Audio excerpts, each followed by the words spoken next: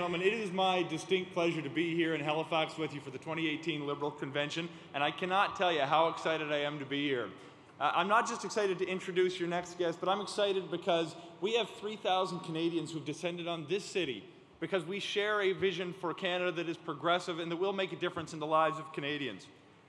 Before I get to introduce our next guest, I'd like to ask everyone here to just take a moment to reflect on what's happening in Syria today.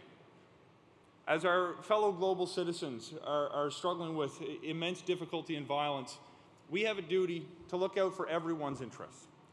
Because we know that there are vulnerable people in this world that we need to help. And at a time when the world is struggling with inward-facing politics, Canada has become a leading voice to ensure that Canada plays a serious role in helping the vulnerable across this world. Ladies and gentlemen, during the last campaign, I couldn't have been more proud. Then we announced that we were going to be accepting 25,000 Syrian refugees to Canada. And at the time, this may not have been the politically popular thing to do, but we knew it was the right thing to do.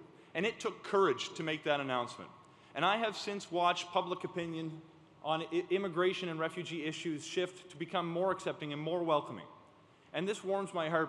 And the leadership that was demonstrated by the Prime Minister in meeting refugees newly arriving to our airports was something that I will never forget.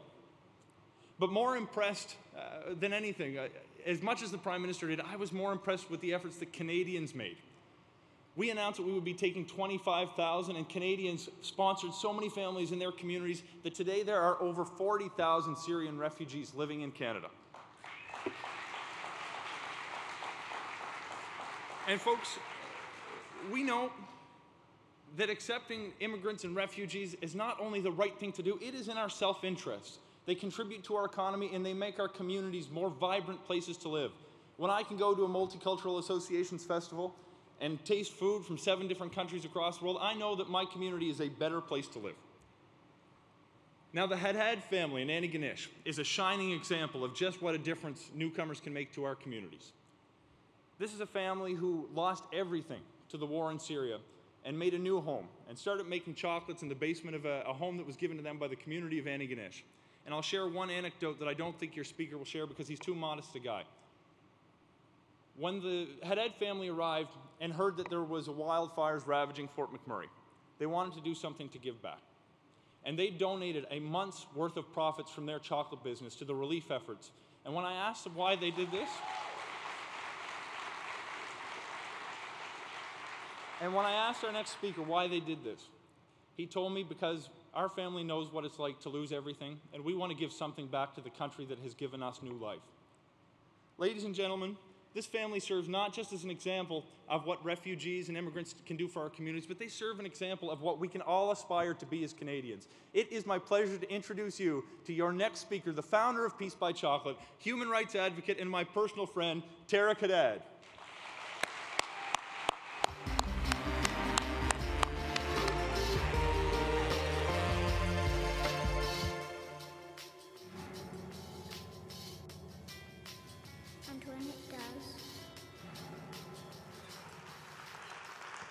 Oh my God, look at this.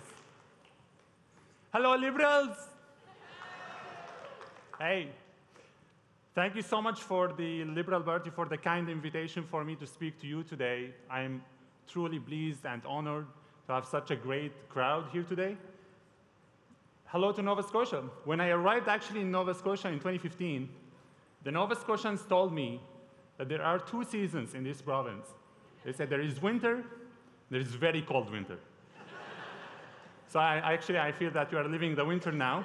I hope that you all are living unforgettable moment in this beautiful city and at this exceptional convention that I would call it. Thank you to my friend John Fraser. We couldn't really ask for a more intelligent, hardworking, and handsome, and even taller person to represent us in Ottawa.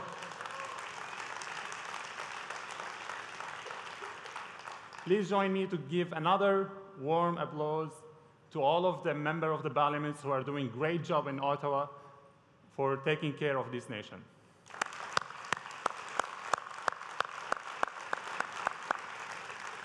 What I remember from the parliament is on March 23rd, when they didn't sleep for 20 hours, And when they finished the sessions, they went out with red eyes. Everybody was taking pictures of red eyes, and they were sleeping in the House of Commons.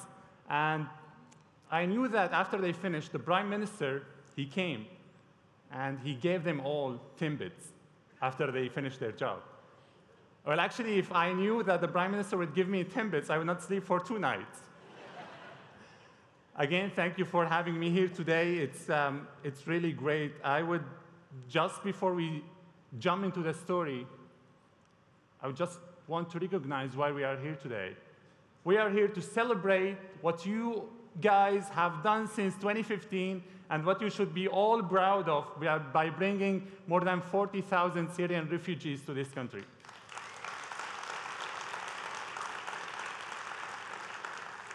Before I start, I would take a moment of silence and greet the souls of thousands and hundreds of thousands of Syrians who have died either by loud explosions or either they have died silently with chemical weapons. A child or a girl, a boy or a man, an elder person, the chemical weapons, they didn't recognize any of them. They shocked all to death. At the same time, I would share this moment of silence to the souls of the humbled players who just died 10 days ago by a bus crash in Saskatchewan. Could you please join me for a moment of silence?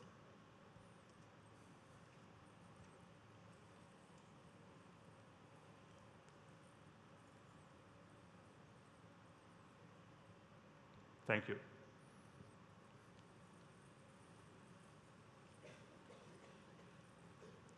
After the humble tragedy, this is exactly what impressed me about this country. That everybody comes with each other, not only in celebrations, but also in tragedies. And I remember very well what happened in Fort McMurray. So my name again is Tareq Hadhad, and I am from Damascus, Syria. Damascus is the oldest city in the world. And our story goes back to 1986 when my father graduated from civil engineering, and he came back home. And he decided he no longer wants to be a civil engineer, he wants to create an impact in the others' lives. So he turned from civil engineering to making chocolate in the home kitchen by getting the permission from my grandmother. The entrepreneurial spirit that my father had was profound. And it grew up inside each one of us, even though I was growing up in the love of medicine, which was my passion. All of my family members, they were living a very happy life in Syria. And all of my siblings, they had a very bright future till 2013, when the war reached Damascus, that oldest city in the world. Now let me just jump into the Syrian file a little bit here for a few moments. What's happening in Syria is the assurance that the global system is broken. When we are talking about the Security Council in New York, we didn't choose who would vote in that council. I didn't choose. My father didn't. My grandfather didn't. So how could these countries vote or use the veto for any decision to protect the civilians in Syria? Well, actually, what I feel about is, because we didn't have democracy in Syria, so that was conflict of interest. Democracy is a hard thing, I know. It's very hard, it's very tiring. And I would really like to congratulate Canadians for not going in the easy way with tyranny and dictatorship and choosing that hard way, because it's very hard to get people to vote for you. You would work tirelessly to get people to understand you and hear your voice. Syria is a really beautiful country, and it's really unfortunate that everything we are hearing about this country now is about the war. But Syria is really not about that. Syria is about going out in Damascus after midnight in April, in a rainy night, and smelling the jasmine in the ancient city. These are exactly the memories that I have from my hometown. After a while, we had to leave the country and we became refugees in Lebanon. Becoming refugees in Lebanon was really the hardest thing ever because it meant to us that we became numbers. And becoming refugee means that you lost everything. You lost your home, you lost your friends, you lost your connections, and the most importantly is that you lost your sense of belonging. That you are no longer Syrian and you are no longer Lebanese, so who are you? My family lived a very hard time in Lebanon, and we were really trying our best not to travel to Europe illegally, as many and hundreds of thousands of Syrians did, and they arrived Germany. We all know that there is nothing good in war except its ending. For all of us, when we decided to come to Canada, we felt that this country has a place for us too. That this country opened the doors for those who are seeking safety and peace, regardless of their background, of their religion, and of their ethnicity. When we arrived in Canada, we were thinking all the time, what are we going to do here? It's a different country and different culture. But I had that quote from Maria Robinson when she said, no one can go back and start a new beginning, but everyone can start today and make a new ending. And that's exactly what we did. In 2015, I applied to come to Canada to start my studies again here. And the embassy, they revoked my application at the first time. That was at the time of the previous government. That was March 2015. And we have been waiting 6 months since March 2015 till October 2015 when the elections happened in this country. And because we applied early, so we were the first to be called, and they called me, they said, Tareq, your flight, that was December 14th when they called me, and they said, Tareq, your flight is tomorrow. I said, what? And they said, well, you should go. I said, what about my family? They said, they will join you. I went to the airport, and it was very exciting moments because I had no idea where I'm going to be. Nobody told me if I will be in the MTV, which is Montreal or Toronto and Vancouver, or I will be somewhere else. The most amazing thing that time happened. You know, the first impression for immigrants when they hear about Canada, they would say, Canada is too cold. And we started realizing about the type of the weather that we should be aware of. So when I arrived in Toronto, they called me and they said, Tareq, your flight is tomorrow to Halifax. And I said, what's Halifax? I said, I want to stay in Canada. And they said, Canada is just in the country, but just on the other side. My family followed me by 2 weeks, and they arrived in January. My mother was asking me always, where are we going to stay in Canada? And she said, send me some pictures. I was really afraid to send her pictures of Antigonish in January. So I Googled Antigonish in the summer, and I sent her these pictures.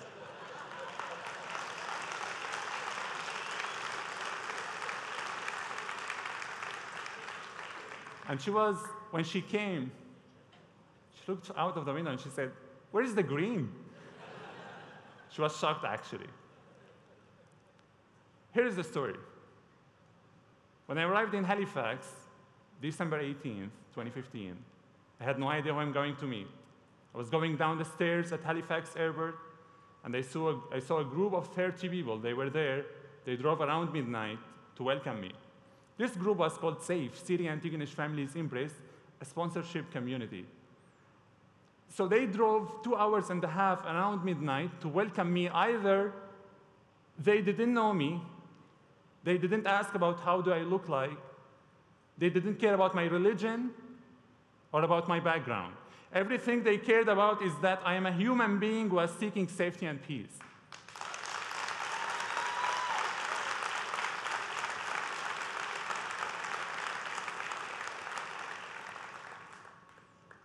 So when we came to this country, the first thing we were thinking about is how to start our life again. For me, it was hard to go back to my medical studies. which I'm going to talk about these challenges for people when they come to this country with skills. My friend in Toronto, he told me once that, do you know if you had a heart attack in a taxi in Toronto, it's safer than having it in the emergency room in the hospital? And I said, why? He said, because 70% of the cab drivers are immigrant physicians. That they cannot really practice in this country because they couldn't get their degrees qualified. So then we came back to our business. The thing that my father started 30 years ago in Syria, but this time on the same pace in this country. And that time he got the permission from my mother to start in the home kitchen. And we were thinking what to call the business. For me, peace is the most noble value on earth that everyone should fight for.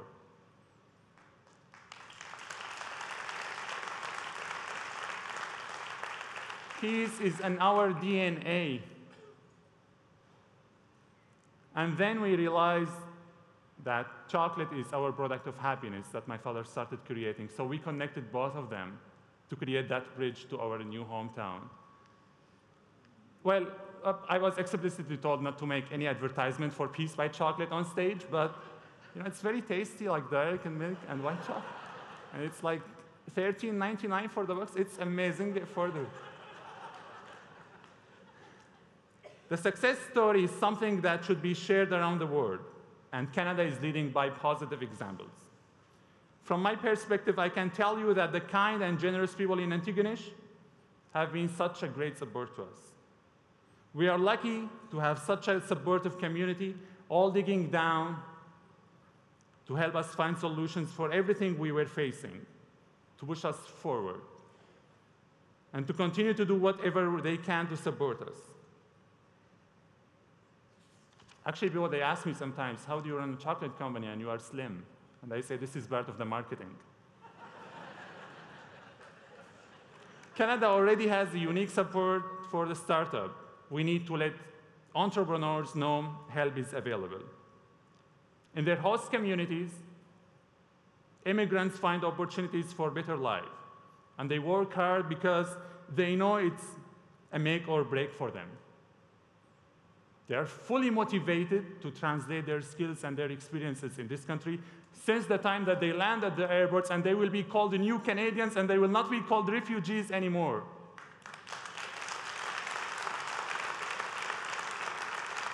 We want to help build our community together. We did not come here to take anyone's job. We came here to create jobs. We did not come here to rely on welfare.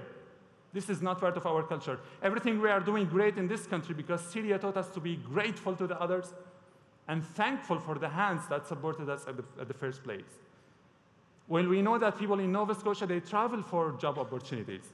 So we started offering jobs starting in August 2016 in our little tiny shop that was open that time, till we grew 20 times from 2016 to 2017 and opened a bigger factory that hired at that time more than 35 people.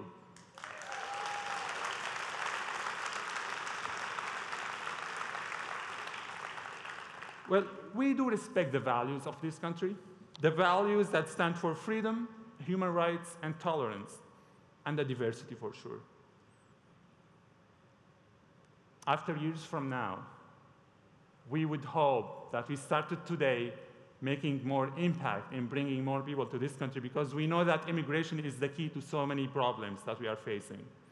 The first step is becoming more inclusive in recognizing our blind spots. Well, let me answer those who are questioning about the values in this country. Canada is not about liberals or conservatives. Canada is not about New Democrats or Green. It's not about white or brown or black. It's not about you were born here or you were born away. It's about all of those combined together with social cohesion and peaceful relationship. Canada is about a man like me who traveled 8,000 kilometers in 2015 after being left dehumanized and helpless and frustrated about the future. Canada is about a man like me with a different culture, different religion, with a broken accent and different name, who was invited, after landing in Halifax in 2015, who was invited 2.5 years later to speak to 3,500 people in their national convention because they knew that he brought something important and different to talk about. That's exactly Canada that we are talking about, and that's exactly Canada that we want to continue to have. Not Canada of fear and anxiety, not Canada of uncertainty. Canada of opportunity and equality, and hope of mothers who are seeing their children growing up in this country. Not in a country that it's diced and sliced because of people who are afraid from the others. People who are afraid from the others, they discriminate. And those who are discriminated against are even more afraid. We are now one good-looking country, and we don't need people who divide us based on our differences.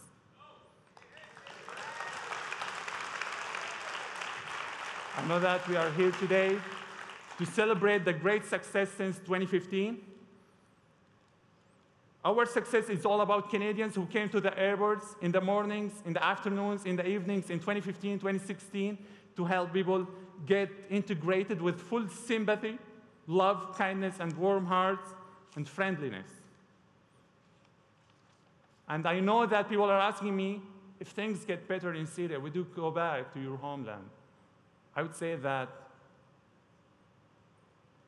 I love Syria. It's my home country. But this country is not like a hotel or a hospital that we leave after we recover. It's a home. And more accurately, it's a home now. The country that will provide me with citizenship at the end of this year to become a full Canadian citizen, having the same rights as all of you guys sitting here tonight.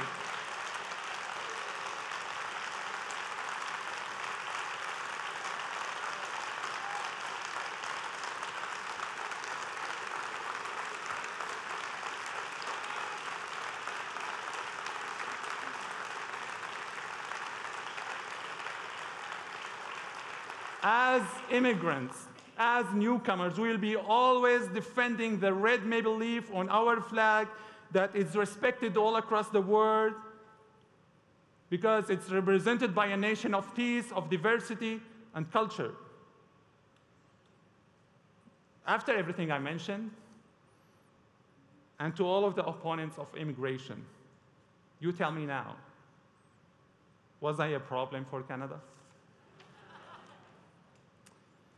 Now, let me wrap up. In 2015, you all took responsibility that no one asked you to take. No one forced you to do that. You made it your own after you saw the picture of the child, Aylan Kurdi, on the Turkish shore. And you spent nights and days preparing for this campaign. You should be all proud of the success that it happened. But I know, guys, in 2019, you can also do it. You can do it again. I am proud of you, and you can also do it again.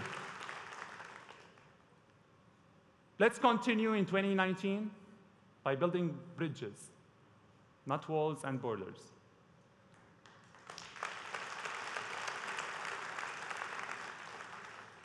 Let's realize that love is bigger than fear. L'amour est plus grand que peur. While some governments around the world are asking to make their countries great again, no one in Canada is sounding like that. Because everyone believes that this country is already, has been always, and will be forever great.